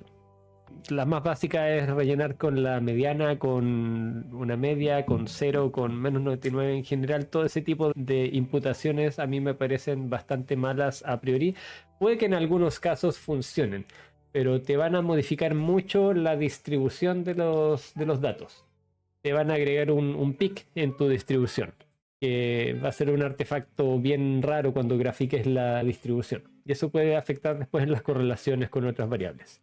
Te queda tiempo, voy a hablar más de eso al final, pero si no lo dejamos para otra ocasión.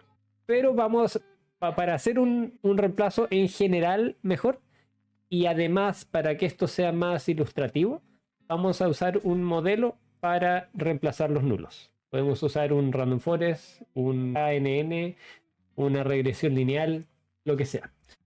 Lo que vamos a hacer es tomar variables que están por aquí, que no tienen nulos, son variables completas, como input. Este va a ser nuestro input para este mini modelo. Le vamos a dar el input al modelo pequeño y esto nos va, digamos que la columna se llama A, nos va a dar una predicción de A. Esa va a ser nuestra columna de target. La variable que tiene los nulos es nuestra columna de target que queremos predecir. Todo esto es antes de nosotros hacer un modelo para predecir la fuga o predecir lo que queramos hacer. Es solamente para imputar. Para imputar datos. ¿Qué problema hay si es que hacemos esta imputación antes de dividir entre entrenamiento y test? ¿Alguien del chat lo sabe? Si es que no, Chris, Mati, ¿quieren comentar algo? Lo mismo para mí, po. Estáis viendo el train, po, el test. Po, Estamos ocupando el dataset de test para entrenar nuestro modelo. Y eso es una aberración total. El dataset de test no debería tocarse. Entonces lo que está pasando acá es que esta información de las variables de input de nuestro mini modelo están alimentando, están influenciando estos valores nulos que van a estar en el dataset de entrenamiento. Y viceversa, lo que teníamos en nuestro dataset de entrenamiento, en nuestras variables de input, va a estar influenciando también nuestros reemplazos en el dataset de test. Así que estamos corrompiendo nuestro dataset en ambas direcciones. Información de entrenamiento se nos está filtrando a test, información de test se nos está filtrando a entrenamiento. Y en general, cuando yo hago esta pregunta en mis clases, les digo, ¿qué creen que hay que hacer primero? ¿Dividir entre entrenamiento y test o reemplazar los nulos? La típica respuesta que escucho es reemplazar los nulos, porque después, para que el modelo funcione, no debería tener ningún nulo. Y eso tiene dos problemas. El primero ya lo dije, y el segundo es que nadie ha dicho que no vayamos a reemplazar los nulos. Es solamente el orden del que estamos hablando acá. Entonces lo mejor acá es dividir entre entrenamiento y test, y después reemplazar los nulos, tanto en entrenamiento como en test, pero de la misma forma. Y aquí hay una sutileza súper importante. No hay que hacer un modelo distinto para entrenamiento. Y pasa lo mismo con el escalamiento. No hay que hacer un escalamiento distinto para el dataset de entrenamiento y test. Haces el mismo. Usas solamente el dataset de entrenamiento para generar tu escalador, para generar tu lógica de imputación, para generar tu modelo de imputación o lo que sea. Y después esa lógica la aplicas tanto a tu dataset de entrenamiento como tu dataset de test. De esa manera estás usando información que puedes ver, que es la información de tu dataset de entrenamiento, para cambiar la forma de tus datasets según lo que necesite tu modelo. Hay algunas cosas que no necesitan este safeguard, esta salvaguarda. Por ejemplo, si tienes nulos en la columna de qué tanto te ha pagado una persona y ves que nadie tiene ceros y hay algunos nulos que coincidentemente se relacionan mucho a las personas que no te han pagado, a las personas morosas. Entonces probablemente sea razonable reemplazar los nulos por cero. Y ahí en ese caso está bien. Tiene sentido por el contexto del dataset, por lo que uno estudia, lo que ve es explorando los datos y preguntándole a la gente si esto tiene sentido o no. Entonces en ese caso tiene más sentido reemplazar por un valor único, por cero, en vez de hacer algo como un modelo o cualquier otra cosa. Y cuando tu reemplazo no depende de tus datos, puedes reemplazar antes de dividir entre entrenamiento y test, porque da lo mismo si divides antes o divides después. El resultado que vas a imputar ahí es el mismo. No te influye. Así que en esos casos es irrelevante. No es que sea mejor uno u otro, es realmente irrelevante. Pero en general es bueno acostumbrarse a primero dividir en entrenamiento y test y después reemplazar para no perder la costumbre y no caer en este tipo de problemas por error, que podrían hacer que la información se filtre hacia donde uno no quiere y que tus scores den más alto de lo que deberían sin decírtelo. No te vas a dar cuenta de que tu dataset está sobreajustado. Va a estar sobreajustado y después cuando lo quieras aplicar en la realidad no te va a funcionar, pero no te vas a dar cuenta porque vas a estar haciendo trampa mandando la información que el dataset de test no debería tener. ¿Algo que agregar respecto a esto? Voy a dar advice. Vamos, Mati, dale. Mi nueva sección. Nah, si no es tan Mati malo. Si no son tantos, bórralo. ¿Qué tanto, güey? Mati malo, es un nombre de un buen canal.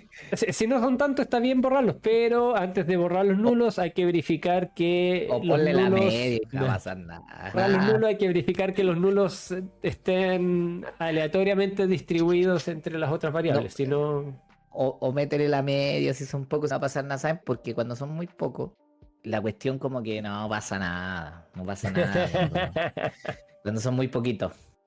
1%. Ahí está mi Mati para advice. Porque, ¿saben por qué es cómodo hacerlo antes? Y no es tan cómodo hacer lo que hice Rod. Una hueá muy simple.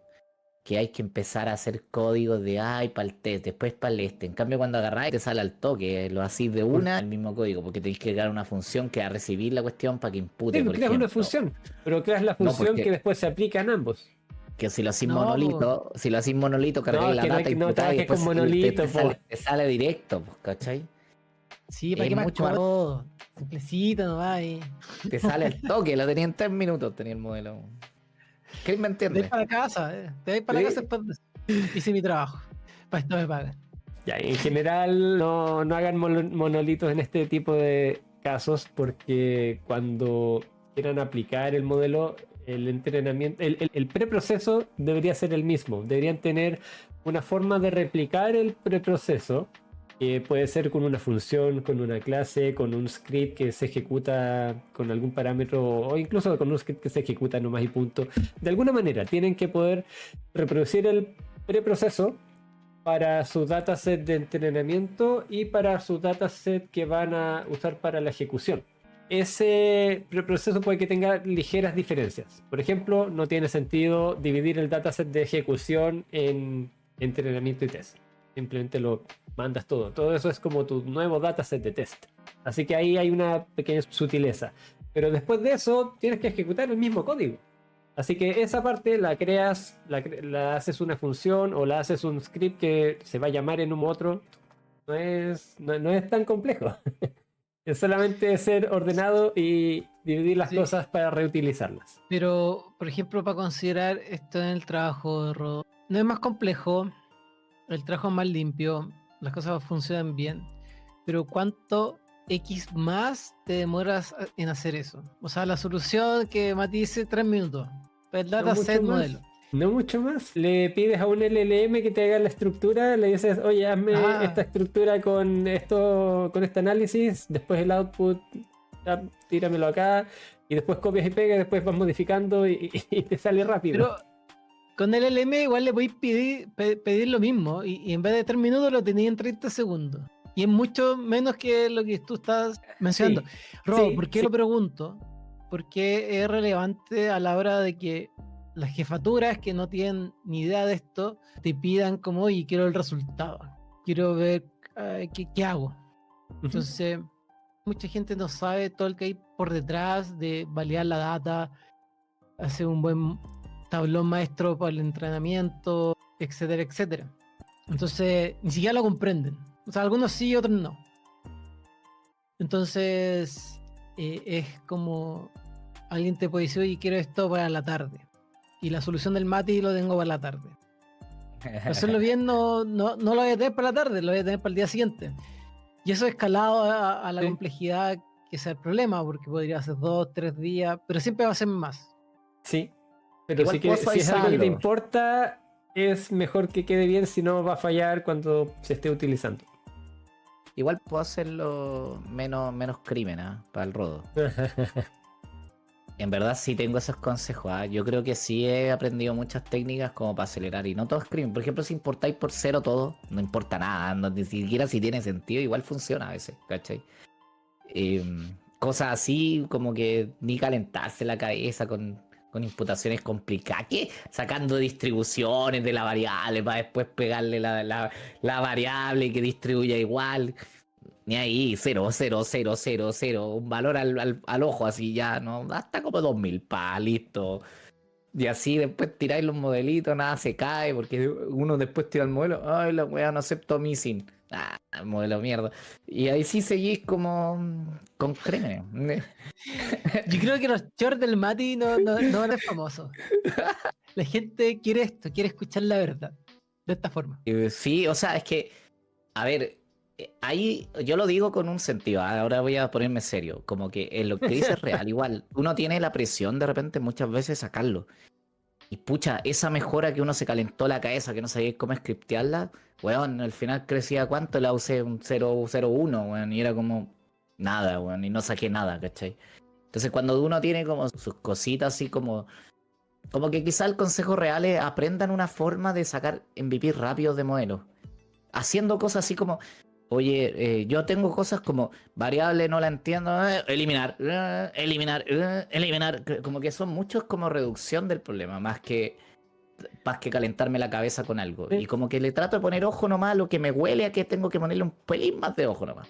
Ese es como mi real consejo. Es como, esta variable huele importante. Acá aquí voy a hacer algo. Esto, chaya, chaya, chaya, chaya, chaya. Pero al ojo, en 3 segundos, miráis 2 gráficos. Nada, fuera, fuera, fuera, fuera. Y así. Ese es como quizá un poco el real consejo. Como tratar de dominar esa parte. Porque te van a exigir y te van a presionar. Eso pasa siempre. Hay que empezar simple. Claramente con un modelo sencillo, no hice directo al deep learning, su random forest, regresión lineal, pocos atributos. Podría darte una buena base para empezar. Con un modelo simple, luego lo vas complejizando. Y el modelo simple lo puedes hacer bien. Y trajo el borracho que se lo lleve. Oye, sí, la cerveza está haciendo efecto maquiavélico. Bueno, si alguien quiere trabajar con Mati, Digamos con el tema de data leak.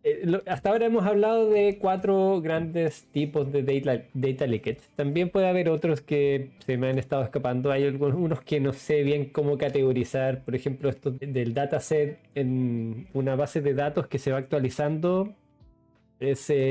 Probablemente tiene otro nombre, pero es otro tipo de data leak. Y así podría haber más. En general, lo que importa es encontrar cuando información se le está pasando a un lado en el que no debería estar. Y eso hay que evitarlo. Voy a mostrar un ejemplo de el primer caso. El de cuando tenemos variables que se relacionan con el target leakage. Y voy a mostrar cómo se podría ver un caso, no sé si real, es un caso simulado, pero es target leakage Este código se lo pedía a Claude. Le dije, hazme un ejemplo de target leakage en R con dataset cualquiera que esté ya importado. Y me dio un ejemplo con datos del Titanic que dije, está bien, está ilustrativo. Después les puedo subir esto si alguien lo quiere leer. Lo que me importa acá es las variables que vamos a crear. Son variables artificiales que vamos a crear. Tenemos nuestro típico dataset del Titanic, en donde tenemos la clase, primera clase, segunda clase, tercera clase, en la que viajaba la persona, el sexo, la edad y si sobrevivió. Digamos que tenemos features extra. Por ejemplo, una que es adulto que depende de la edad. Es crear un grupo etario. Esta variable está disponible cuando la gente zarpó. Así que está bien. No hay problema con esa variable. Es hombre, sí o no. En vez de el sexo, la podemos transformar a una binaria para después hacer multiplicaciones. También está al momento de zarpar. Iba en primera clase, también binaria para multiplicar. Está. No hay problemas con eso. Pero si creamos variables como, por ejemplo, una entrevista que le hicieron a las personas después de salvarse, post-rescue interview, esta variable solamente puede tener un 1 de sí, tiene una entrevista si es que la persona sobrevivió. Está relacionada. Pero no cualquier persona que sobrevivió va a tener una entrevista. Le va a tocar a algunos. Por eso vamos a crear esa variable con una muestra aleatoria y a primero tomar en cuenta a los que sobrevivieron. Aquí está. Vamos a decir survive igual a yes y esto no sé si lo creo bien, pero la idea es que vamos a crear una variable solamente si es que sobrevivió. Y eso vamos a hacer el mismo proceso para estas otras. Eso nos va a dar variables que no están siempre relacionadas con la variable target. Porque no todas las personas que sobrevivieron van a haber dado una entrevista. Digamos que es un 30% solamente. Pero vas a tener otras variables que quizás te cubren otra parte de esa población. Y otra variable que te cubre otra parte de esa población. Y no la vas a cubrir entera, no vas a cubrir el 100% de las personas que sobrevivieron con estas tres variables, con la presencia de algunas de estas tres variables. Pero sí vas a cubrir un porcentaje significativo. Eso puede causar que tengamos un score de, digamos, con data leakage, usando esas variables artificiales. Pero pégale un poco, Ro. Sí. ¿Ahí sí? A ver.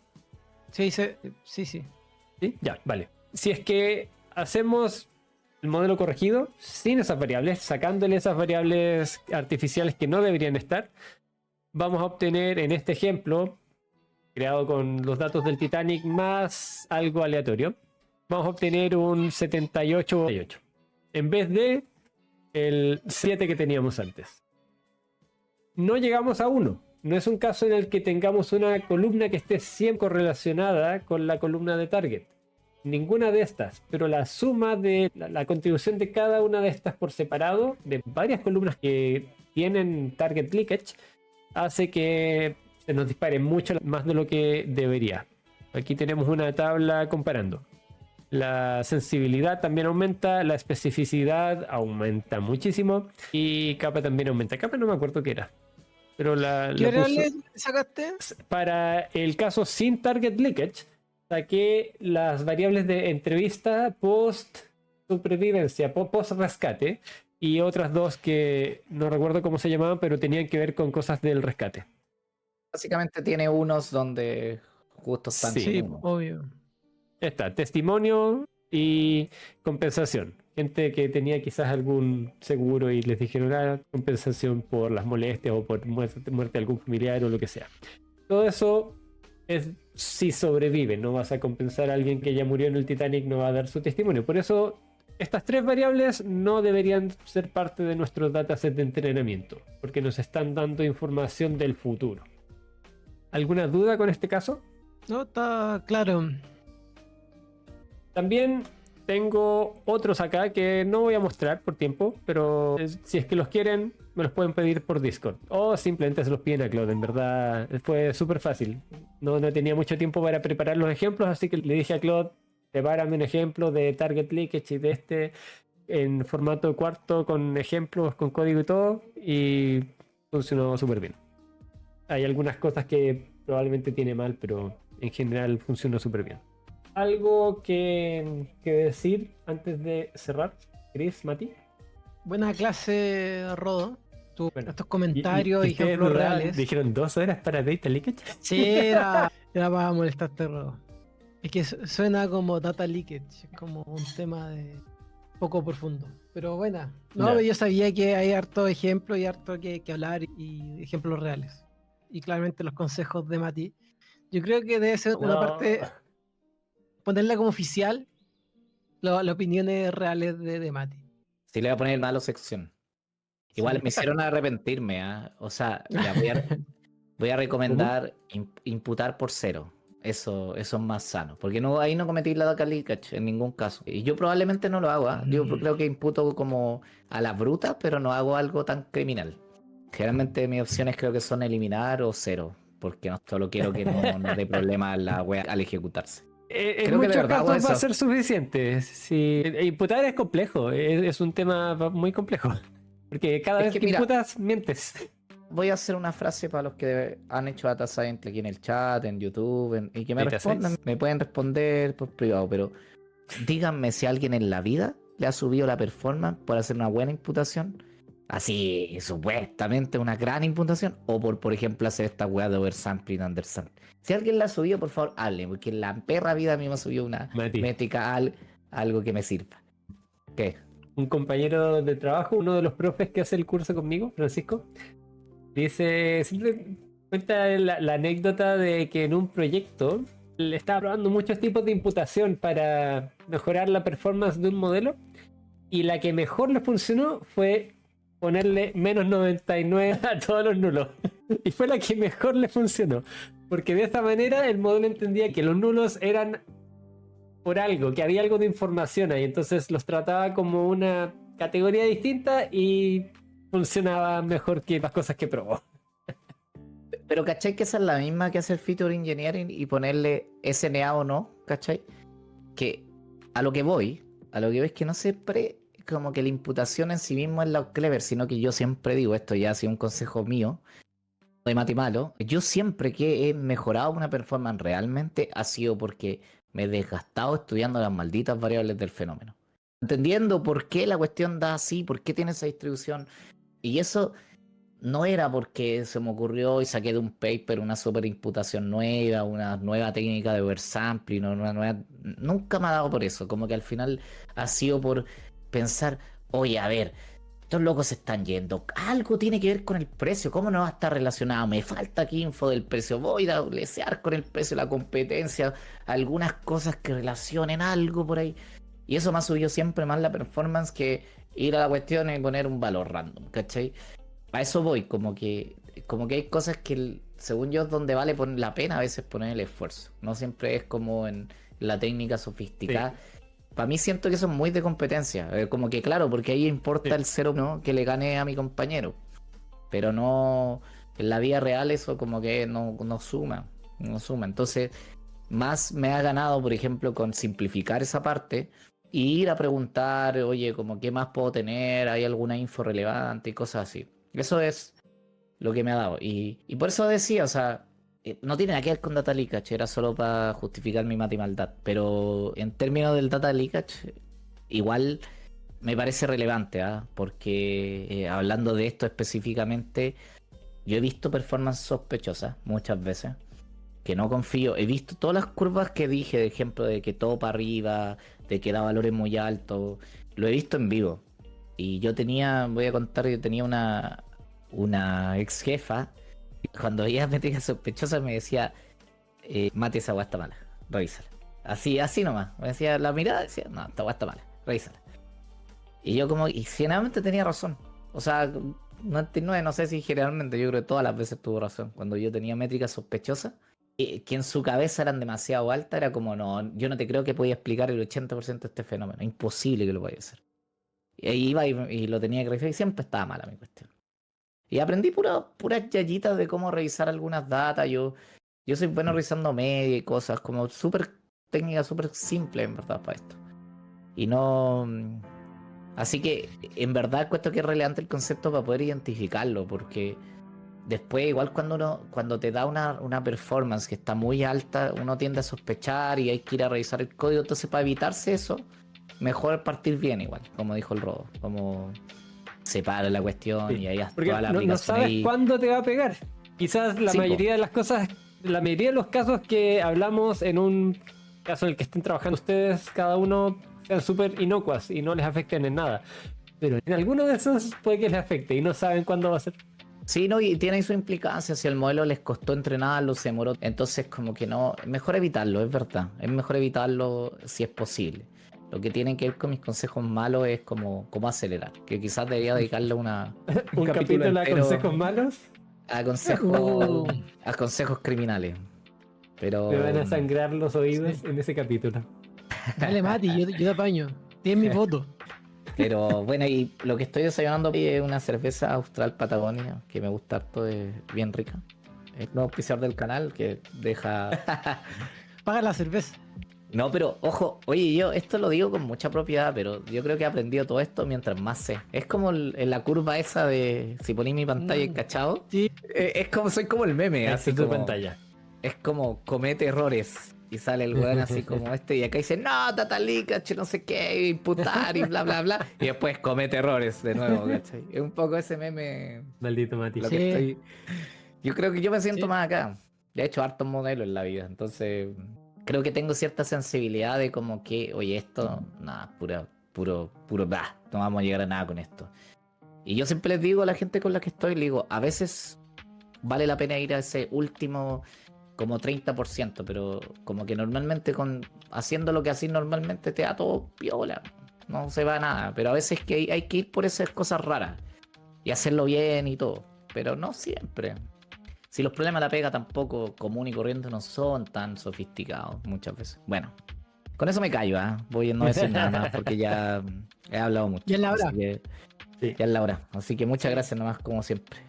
Salvado por la campana. En resumen, recuerden siempre evitar los problemas preventivamente, si es que tienen tiempo, al menos si es que no están muy apurados, como decía Mati, porque no saben cuándo les va a pasar, así que mejor evitarlo siempre, haciendo un desarrollo ordenado y consistente, siempre dividiendo en entrenamiento y test antes de hacer cualquier modificación, antes de crear una lógica para modificar los datos, dividen en entrenamiento y test. Y usan solamente el entrenamiento para crear esa lógica. Esa lógica puede ser un escalamiento, un reemplazo de nulos, una correlación, una búsqueda de correlaciones importantes, muchas cosas. Pero esa lógica hay que crearla con el dataset de entrenamiento y nunca mirar el dataset de test hasta que lo evalúan. Vamos a hacer un raid a... Me acordé de un caso de data leakage temporal raro, weón. Justo ahora me acordé. Ok, ¿cuál? ¿Lo puedo decir antes de que nos Sí. vayamos? Sí, dale. Porque este me pasó una vez en la vida real que lo discutí. Usábamos 3 meses, T-3, T-2, T-1, para predecir, no sé, T, ¿cachai? ¿Ya? Espera, Y ¿predecías hacia el pasado? No, usáis data desde aquí para predecir en tiempo T, ¿ya? Ah, ya. Entonces, como teníamos poca info, empezamos a hacer un crimen y tuvimos que discutirlo alto rato. ¿Qué pasaba si con T-2, después te corría ahí un mes para adelante, ¿cachai? Y teníais T-1, T, y para predecir T-1. Entonces, de alguna forma me acuerdo que construíamos...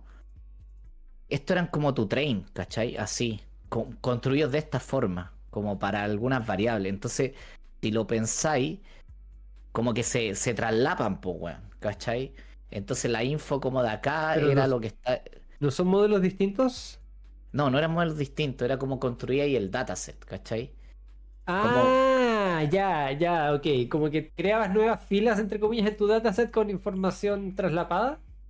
Como ¿Algo así? traslapada, sí. Y eso era como una versión de tu Ya, temporal, pero súper camuflada, porque era cero intuitivo verlo, porque no era tan simple como lo dije acá, pero tenía que ver con los traslapes, ¿cachai? Eso es lo que pasaba en temporalidad. Entonces, finalmente, ya, si tú hay tema uno, técnicamente estaba viendo información que después veía acá y era como, fue toda una discusión.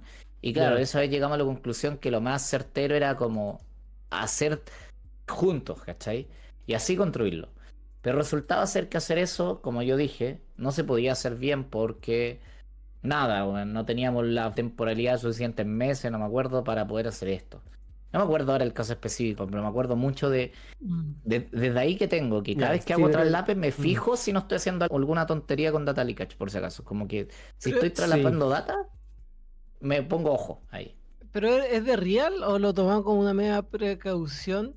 ¿O de No era real real, pasa? era real el problema. O sea, no me acuerdo ahora qué variable era ni cómo lo hicimos, pero me acuerdo mucho de esta cuestión de, tengo en mi cabeza así, traslapes puede ser un problema, porque mm, es lógico, o sea, en tema uno, no estas cuestiones que se colaba info para allá, ¿cachai? Entonces, este data como que está contaminado por este y una cosa así, muy Sí. sofisticadamente raro. Y también el fenómeno que estábamos modelando era de forma rara, ¿cachai? Como que, y ojo, lo más. Eso se evitaba si bastaba con hacer TA1, T, una cosa así. Pero en la vida real esto no lo podíamos hacer. No me acuerdo por qué. No me acuerdo por qué no podíamos hacer esto, que era lo más simple, pero no podíamos hacerlo. Teníamos que hacer estas cuestiones medio chamulladas. O Mm. parece que esto era en tema uno, ¿cachai? Entonces nos saltábamos uno.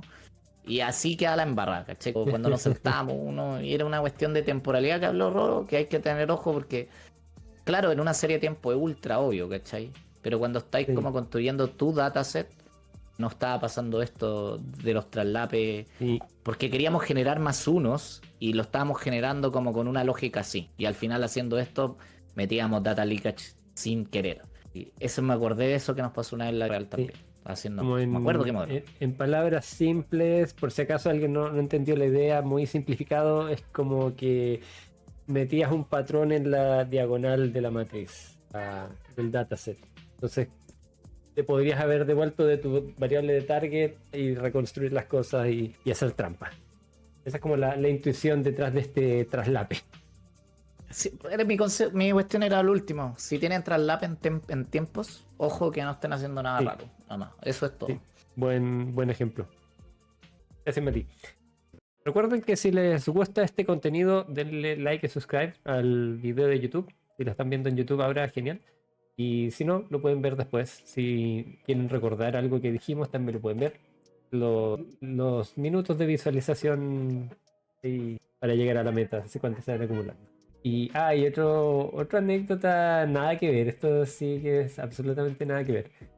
Maca está viendo el capítulo ahí en la tele con Inés y dijo que Inés me vio en la tele e hizo así, a la tele. Ah, Fue muy chistoso. Nos vemos. Gracias por la atención, gracias por los oh, comentarios, oh, las Gracias a dudas. gracias, todos. Nos vemos la gracias, próxima Mati. semana. Ro, Gracias a Estén ustedes, bien. chiquillos. adiós.